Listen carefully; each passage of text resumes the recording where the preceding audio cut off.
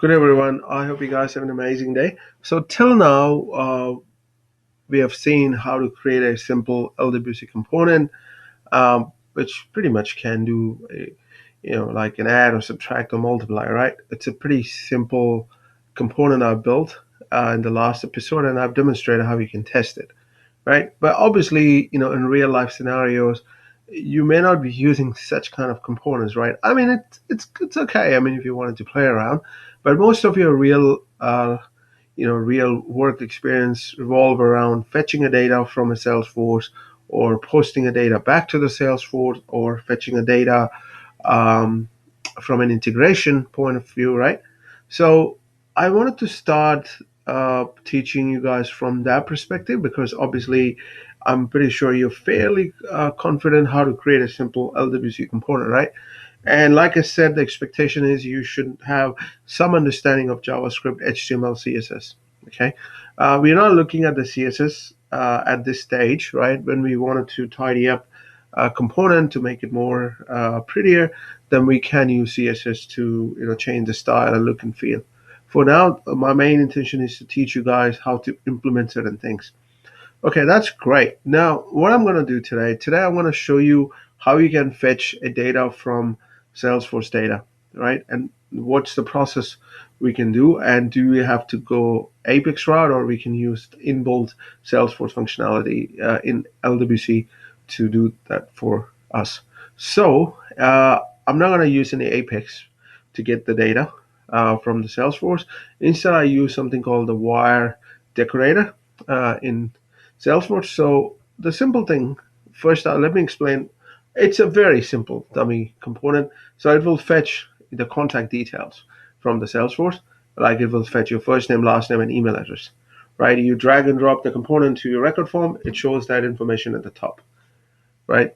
So that's pretty much it's gonna do. Okay. So let me start with the to explaining the template. This is the HTML where you write your template. So this is a little bit interesting. So I've used the lightning card. So lightning card, if you know what is it, it's a container, right? It's like imagine like a container which contains few things, right? So lightning card here holds different templates, or you can say different container. It's like a container to different uh, input params or boxes or whatever, right? Like you can have a button, you can have different sections inside the same lightning card. It's just like to make it a little bit prettier, right? Um, so when you start with the lightning card, you need to have a title because that will be the title of the card, and then you have an icon name, which right, and then the template. So this is where it's get interesting. Now you must be thinking what this if and what this else, right? So you have an option in HTML that in template where you can do a conditional rendering of a template, right? What that means is that if you have a contact details, then we'll render this page, right?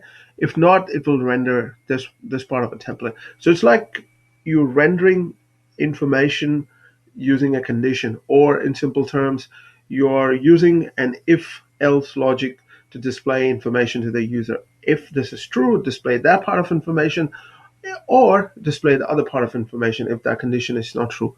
That's in simple terms what this if true condition does in template. It's a very powerful feature though. You can hide certain information based on condition. You can make it super complicated or super. I mean, it's a flexible functionality. I really like this. Right? You have full control over the stuff and the div tag, right?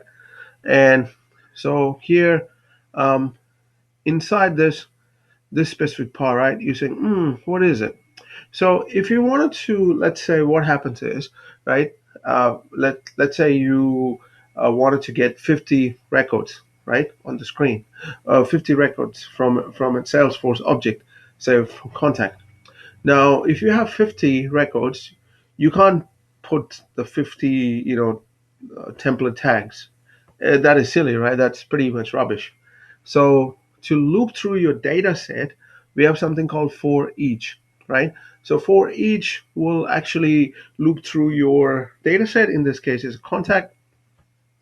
And obviously, I presume you guys understand data set, right? Because you are in a developer code, so I have some expectation that you will know what data set. Data set is like a collection of the same collection of the data, right? It could be 50 a combination of account and contact, or could be anything, right? So it will be obviously more than one data. That's the assumption. It could be a single data as well, but here, if you're using for each, right, it's like a for loop in Apex, right? You're looping through a collection, right? The same way, you're looping through it, and this is your item, and then you are actually, um, um, what's that? Displaying the data. Okay, so this is normally for if you wanted to if you wanted to display list of contacts. In our case, we're just going to do one, but still, just for the sake of the demo, I just wanted to explain to you guys what it means. Okay, and then this one contact. If there's no contact, then you can say no contact found, right? So I hope that's clear from a HTML perspective, right? This is, you can make, like I said, you can make it super prettier, or you can make it super ugly. That's, I mean, it just, depends on what your customer is after, right? Okay. And then you have the component. This is where the whole magic happens. Now, the record API, so this is the normal import, right? Which you usually use to import like wire API, the decorator. Now I'll explain to you in a second what wire is. Okay. So this is the, just a second, I'm coming to that. And this is where you get the record API. And record API usually have a method to, get the information of a record, like the get record is a part of it. So if you wanted to get information about the contact, if you want to get information of a account, you can use the record API. And then the contact object, right? It's pointing to the Salesforce contact object, right? So you can import this contact object and this definition from here, Salesforce schema contact. So it will give you information about the fields and that kind of stuff, right? First name, last name. But that being said, right, if you wanted to query a contact object, obviously, like when you write a so-called query, right, you tell Salesforce that I want to select first name, last name, email, whatever, right, account ID from contact. So the similar way, you need to specify here which fields you're after. Okay, so that's why I've mentioned this. Right now, what is a wire? Wire um, decorator, right? So if you wanted to retrieve the data from a Salesforce object in LWC without writing a single piece of a code, then without writing a single piece of Apex code, then you can use the wire. It's a declarative way of talking to Salesforce database, right? Now you must be wondering, okay, so Apex gives us more flexibility. Yeah, it gives more flexibility, but remember one thing, right?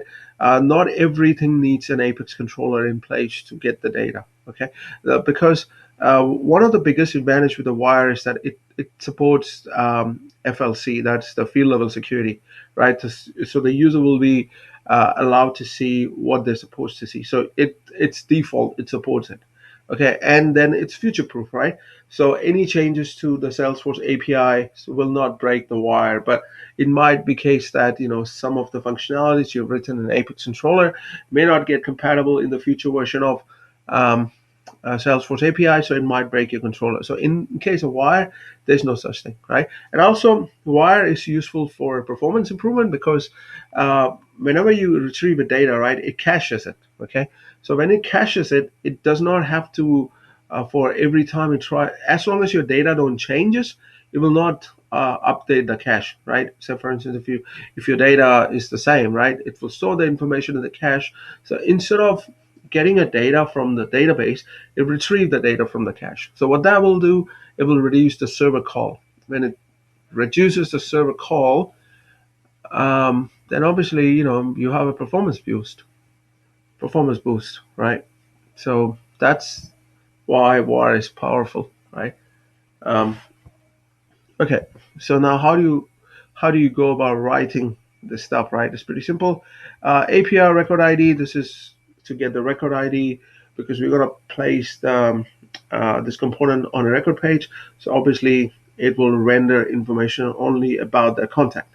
So this will contain the record ID. Okay. Now this is the syntax you're going to use, right? So this is a wire decorator, right? At the right wire, and this get record comes from here. And so you're passing two things, right? One is the parent, in this case, input parent, record ID, and this is the fields I'm expecting to be returned. Like it's like you write a method, right, in Apex. Just a simple example where you pass the ID and the field. So behind the scene, you say select these fields from this ID, and you get the data. And this data contains your data set, okay, your contact detail. Now, if the data is true, then you get this information, and you form this um, key value pair option, and then yeah, and that's how you display the contact information. It sounds pretty simple, right? You don't have to write any Apex code. So if you're confused, right, you can always go here and then look at it. So you have to. So this is a syntax for doing a wired, right? It's a part of the Lightning framework, and so yeah, this won't change, right? You do a wire decorative, and then you retrieve the data from the Salesforce object using it. Like I said, it is powerful. It helps with the performance compared to the Apex. I do understand that there are certain scenarios where you might want to use the Apex controller, right? So that's fine. It's a case by case, but if for most of the things, you can use the wired option, right? Okay, so that's pretty much the same.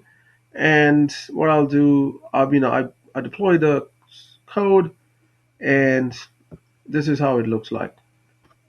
Email, I know it's yucky, but it renders only for that contact. So let me go to other contact. Yeah, okay. I know how many contacts I have, but let's look at other contact, right? Let's add Don Fernando, right? So yeah, this is how it displays. So that's pretty much what I wanted to cover, right? I mean, I just wanted to give you guys in a head start when we're gonna do, before we do complex stuff, right? Because you guys need to understand how to fetch the data from the Salesforce object. So this is the one way you can do so, right? And this is pretty simple in my opinion, right? I don't have to write much code. Yes, there are a lot of things we can change in this code, but I just wanted to keep it simple for now.